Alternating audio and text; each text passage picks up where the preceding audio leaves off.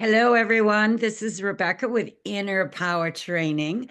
I have a guest today, someone I've known for a long time, Adam Shiskowski. He lives up in Canada, on the West Coast. I'm on the East Coast of the United States. So, we're going to have a conversation about things that we've both experienced and heard in the UFO extraterrestrial realm because we both have been fascinated by that world and have had our own personal experiences. So we're going to talk about that today while we have a conversation. So welcome, Adam. Thank you. Nice to be here, and thanks for inviting me. Yeah, yeah, we've known each other for quite a long time now, and we always have the best conversations about aliens and UFOs. I love it. So, I will kick it off with some of the stuff I've been doing recently that has kind of blown my mind in a way because, I mean, I've talked about it before on my videos that I've had spontaneous healings. And, I love the teachings of Mary Baker Eddy, Jesus. He was a healer. And he was always trying to tell people you can do the same things. But, there was a book out by a guy named Preston Dennett that I read. He's written a lot of books about aliens and UFOs and contactees. And this one book, The Healing Power of UFOs, really got my attention because he had interviewed 300 people at least that have had healings after experiencing either UFOs or what they think are extraterrestrials. And I've told this story before. Back in 1966, I was sitting on the coast of Massachusetts, and these three saucers flew in over the ocean, hovered over my head. And, a lot of people see orbs and lights, but I actually saw these three saucers. And Mhm, boy, it was mind bending and mhm. woke me up. I think it left such a lasting impression in that I felt like I could believe anything after that. So when I needed healing, I was open-minded. Mhm, mhm. Yeah. So have you ever had an experience like that where you felt like it shifted your consciousness with an experience you had? Oh, for sure. Several different times. Maybe the shifting of the consciousness wasn't a direct relation with UFO experience like you've had. Yeah. Um, I know that back in the early 2000s, I attended a seminar with James Ray, where I Tell learned a me lot about that. about, yeah, I learned a lot about, meditating and getting into that higher level of consciousness. And after I had learned it, I went up through one of the intermissions and I had a long chat with him. And he said something to me that has stuck with me to this day. He said, when you get to a certain point and you're able to connect to that higher level of consciousness, everything you see and everything you feel will be far more vivid than what you see it right now as. And that's really stuck with me because there is a lot of truth to what he was saying.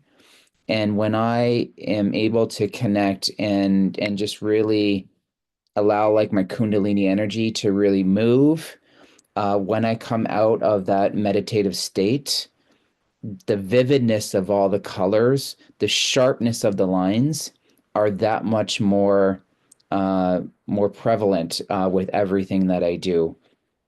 Um, there was a time, let's see, when was that? Probably 2018, 2019-ish, when I watched uh, Stephen Greer's movie, The Fifth Contact, I think it's called, if I remember correctly, of the movie. And from there, I downloaded his app and I started listening to and taking his guided meditations and basically summoning or have an experience on bringing a UFO into my consciousness. And that was rather interesting, and a little uh, sexual as well, or at least it really fired up a lot of sexual energy. And I'm not even sure exactly what it was, However, Could have been the Kundalini. again, I don't know, to be honest. And here's what I believe to be true, and I'll say it for what it is, and I'll just, I'll be very upfront and honest about it, is getting into the meditative state. I had headphones on, and I just really allowed myself to relax. When I was doing this, it was in like February, in Canada, so it was very dark, and it was a colder day. And I was in the basement, and I live kind of in a rural area too, so it was there. There was no lights really around. And when I got into the meditative state, I would see all darkness, and then like in the room off to my right hand side, I I could see some light coming from my right eye, and then it was shifting over into my full frontal view, where I could see light, even though my eyes are closed. When someone flicks on a light, that's what it was Hmm. like. And the whole room was lit up super, super bright. However, I was in such a deep meditative state that I just kind of allowed it to continue on. And it was a very sexual feeling at that point. It almost felt like there was a sexual encounter. Although, I mean, I was fully clothed, and Hmm. I was very aroused because I was very aware of everything going on, and my Kundalini energy was moving like crazy, and it was probably like, without a release on my side, it was probably like one of the biggest sexual feelings that I had ever had. It felt like my body was just in another dimension, in another light dimension. Um, and it felt to me like it was hours. However, it was really only minutes after I kind of opened my eyes, and was like, what was that? Like, that was just intense. And Well, and there this was a very famous remote viewer named Ingo Swann. He was one of the best. And I've read some of his books, but I just found out yesterday he wrote a book called Psychic Sexuality. Russell Targ commented on it in an interview. And there are entities in the astral plane that have sex with 3D people like us, I guess. I mean, I've heard other people talk about, having these very sexual experiences Mhm. with nobody there, and Yeah, yeah. yeah. So I later, did some muscle testing, and I was in a mastermind group that I had, formed, and it was part of my company at the time. And and I had talked about the experience, and we actually did some retrospect onto it. And what we had found out was the alien, or the other entity, and I don't know if alien's the right term, but the other entity that was there was not supposed to be there. And we found out that this female being has been permanently banned from Earth because of her actions and what had transpired. Now, after that, I was out in my backyard, and I couldn't see it, but I could only feel it, that there was some kind of craft hovering over my house for 3 days afterwards, as this, I guess, tribunal was going on with what she had done. And because she had crossed, I guess, many, galactic laws or whatever it is that they have. And her argument was that, I kind of summoned it. And, Mm. the way was is that, unless I'm fully aware and conscious of the choice, and, being, where I was, it just, I wasn't fully there. So this being has been permanently banned from Well, there Earth. there are many, many people that have talked about being part of the hybrid program, where there Hmm. are these extraterrestrials that cannot procreate anymore. So they take semen, they take eggs, they impregnate women for a period of time, and then they come and take the fetus. I Yes. honestly believe I was part of that program. I know it sounds crazy, but Hmm. the same thing happened to me one night. I had this very sexual experience when I was in my early 20s living in San Francisco by myself. Shortly thereafter, I had morning sickness, and the doctor told me I was pregnant, and I couldn't figure out how that could be. But I went and had a procedure done because there was just no way. And he called me up and he said, Rebecca, there was no fetus. And I've heard this story over and over again from other women who claim they were part of a hybrid program. It's very interesting. I mean, there's all kinds of unusual things going on that we can't even imagine, I do believe.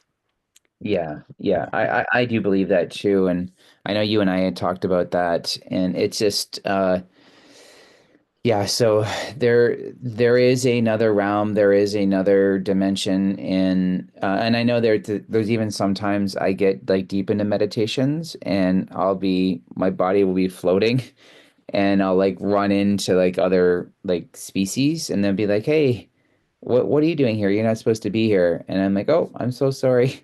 And then, and I just kind of have that, and it's like in your head conversation, like you're Yeah. telepathically communicating.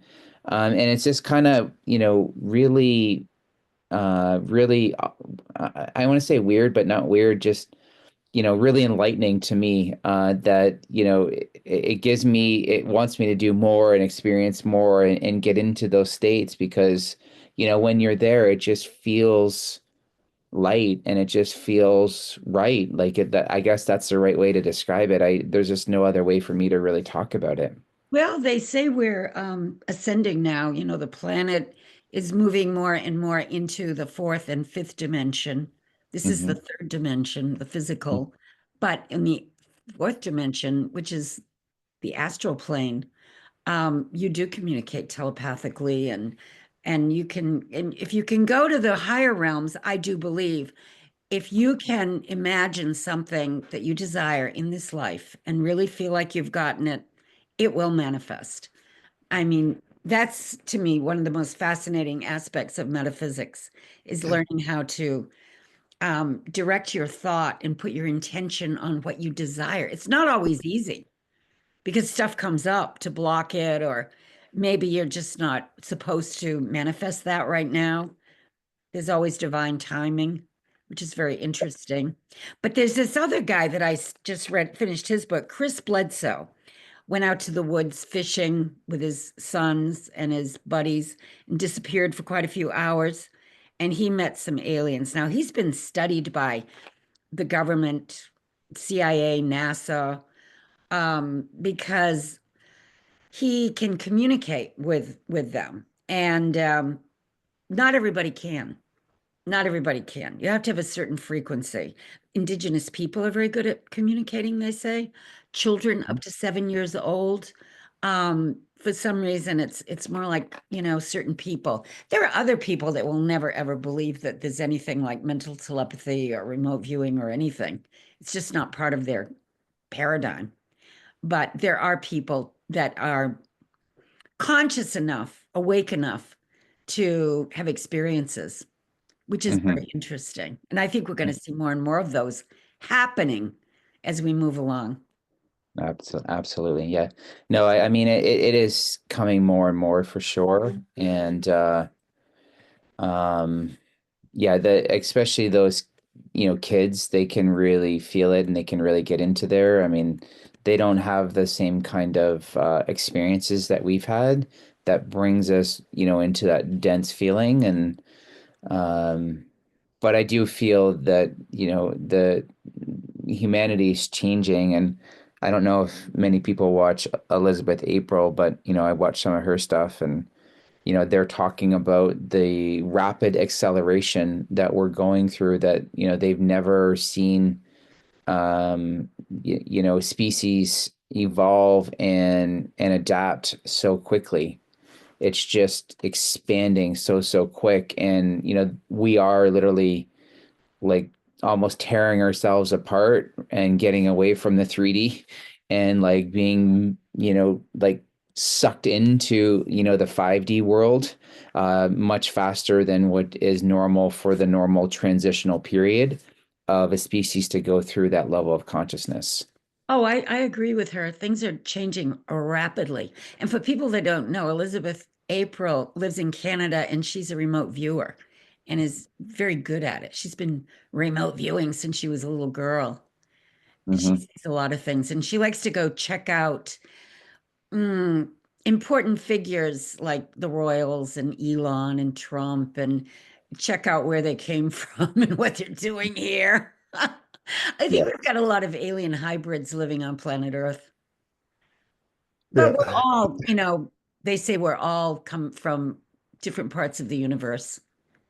Oh, for sure, for sure. I mean, Yeah. I know that I come from the Pleiadians. That's my original soul. That's where it's come Why do from. we like each other? I'm Pleiadian. I Yeah, resonate very strongly with that.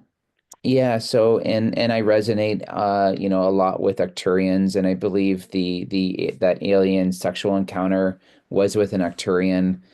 They knew my soul. They knew that I erased all my memory purposely when I came into here, and Mm, I'm now fully uncovering it and remembering more and more and more.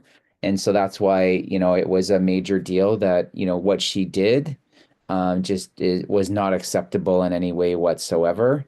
And also my twin flame and myself, we did it was really weird. We had and we both didn't know this, but before we usually go to sleep at night when we were kind of in opposite ends of the world at one point, we had a meeting place that we would both meet, and it was in the astral field. So we would have an intention to meet there.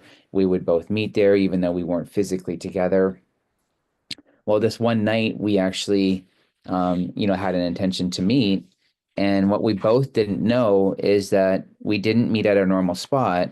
We actually had the very same experience without knowing it. And we talked to each other the day after about it when we woke up, that saying, hey, I had this really weird dream and it wasn't a dream. I know I was in the astral field because I know it was real. And what it was we both showed up. She was by my side, and we showed up through this giant gate almost, and there was like this proverbial red carpet that was laid out, and there was all these people cheering and like so happy to see us, and then what had happened was after that was kind of over, the mood kind of shifted really quick to what are you both doing here? mm, And what we realized is that we were actually in Lamaria, and we were both kings and queens there. And we left Lamaria and erased our memories at one point to go into Earth to help this transition. And when we had met with the higher council, they immediately told us we need to get out of the astral field and go back into our bodies before we're seen.